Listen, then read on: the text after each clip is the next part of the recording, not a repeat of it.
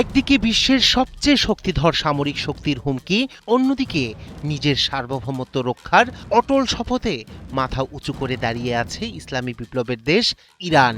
সম্ভবত আগামী ২৪ ঘন্টার মধ্যেই ইরানে হামলার প্রস্তুতি নিচ্ছে যুদ্ধবাজ মার্কিন প্রেসিডেন্ট ডোনাল্ড ট্রাম্প। ইতোমধ্যে ট্রাম্পের কাছে ইরানের পরমাণু প্রকল্প, ব্যালিস্টিক ক্ষেপণাস্ত্র স্থাপনা এবং সাইবার লক্ষ্যবস্তু সহ বিভিন্ন বিকল্প হামলার পরিকল্পনা জমা দিয়েছে পেন্টাগন। লোহিত সাগরে মোতায়েন করা হয়েছে ইউএসএস রুজভেল্ট সহ ৩টি মার্কিন যুদ্ধজাহাজ।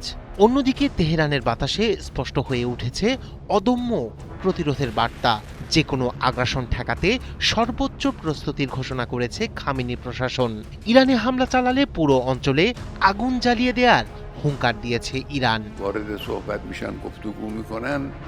Mr. Noodles, amazing taste. ইরানের চলমান সরকার বিরোধী বিক্ষোভকে কেন্দ্র করে তেহরান ও ওয়াশিংটনের মধ্যকার উত্তেজনা এখন যুদ্ধের দ্বার প্রান্তে। বিক্ষোভ দমনে নিহতের সংখ্যা ২০০০ ছাড়ানোর প্রেক্ষাপটে সীমাহীন চাপ বাড়িয়েছে ট্রাম্প প্রশাসন। বিশেষ করে তরুণ বিক্ষোভকারী ইরফান সুলতানের দ্রুত মৃত্যুদণ্ড ঘোষণা নিয়ে পরিস্থিতি আরও ঘোলাটে হয়েছে।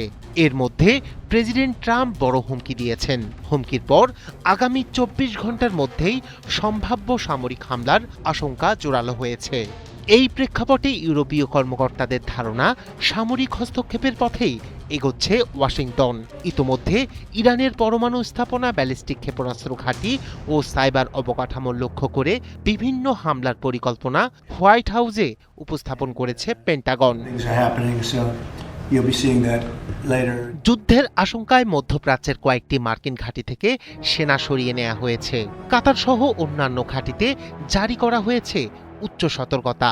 লোহিত সাগরে অবস্থান করছে ইউএসএস রুজভেল্ট সহ ৩টি মার্কিন যুদ্ধজাহাজ। বন্ধ হয়ে গেছে সব কূটনৈতিক যোগাযোগ।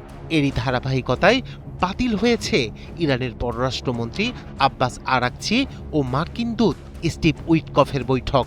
ইরানের পার্লামেন্ট স্পিকার মোহাম্মদ বাগের খালিফাব সাব জানিয়ে দিয়েছেন, যে কোনো বিদেশি আগ্রাসনের বিরুদ্ধে এক চুলও পিছু হটবে না তেহরান। ক্ষেপণাস্ত্র, বিমান প্রতিরক্ষা ব্যবস্থা ও আধুনিক অস্ত্র নিয়ে সর্বোচ্চ প্রস্তুতির ঘোষণা করেছে তেহরান। ইরানের হুঁশিয়ারি স্পষ্ট, হামলা চালালে তার জবাব পুরো অঞ্চলে ছড়িয়ে পড়বে। এদিকে আন্তর্জাতিক অঙ্গনে সরাসরি বিদেশি হস্তক্ষেপের বিরোধিতা করেছে রাশিয়া ও চীন। তুরস্ক সংলাপের আহ্বান জানালেও তেহরানের অবস্থান পরিষ্কার। হুমকির কাছে মাথা নত নয়। চাপ, নিষেধাজ্ঞা কিংবা যুদ্ধের হুমকি সবই ইরানের চেনা। আর তাই ইরানের বার্তা একটাই, যুদ্ধ চাপিয়ে দিলে জবাব আসবেই। দৃঢ়তায় প্রতিরোধে বীরের মতো লড়বে খামেনির যোদ্ধারা। রায়হান কবির শুভ্র, ৭১।